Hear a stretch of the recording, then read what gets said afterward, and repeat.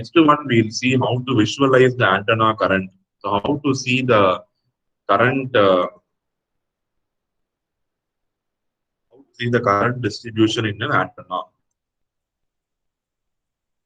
Okay. So for that, I'm going to see here. I'm going to create a dipole antenna of length 15 10 power minus 2 meters and width is 5 millimeters. I have taken the length to be 15 centimeters. You know, for dipole antenna, 15 centimeters is going to be lambda by 2. The half wavelength value is 15 centimeters. So the full lambda is going to be 30 centimeters. So 30 centimeters corresponds to 1 gigahertz. See here, the dipole antenna is designed at 1G, 1 gigahertz. So for 1 gigahertz, the corresponding lambda by 2 value is 15 centimeters. And usually width is chosen very in millimeters compared to your length. You see here, I have designed this dipole antenna with the length and width. Maybe we can see it in the live script so that you can understand it better. We can visualize the antenna now.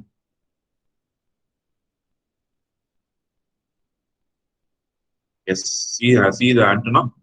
This here. I will just close this program. Yes.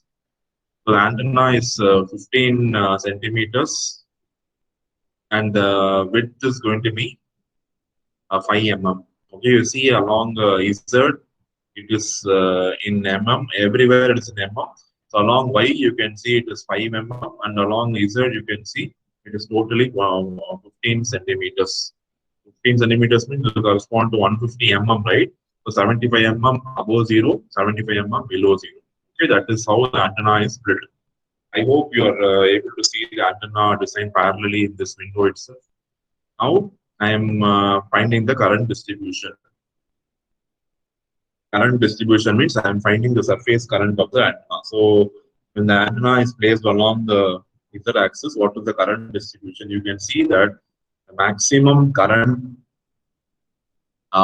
is 2 amperes per meter. It is available at the center. As you move away from the center, the current distribution is going to be changing from maximum to minimum. The minimum is dark blue and maximum is dark red. So dark red you see along the center, and dark blue you see along the either sides of the antenna. You know that the variation is sinusoidal, right? So naturally at the center you will have maximum current.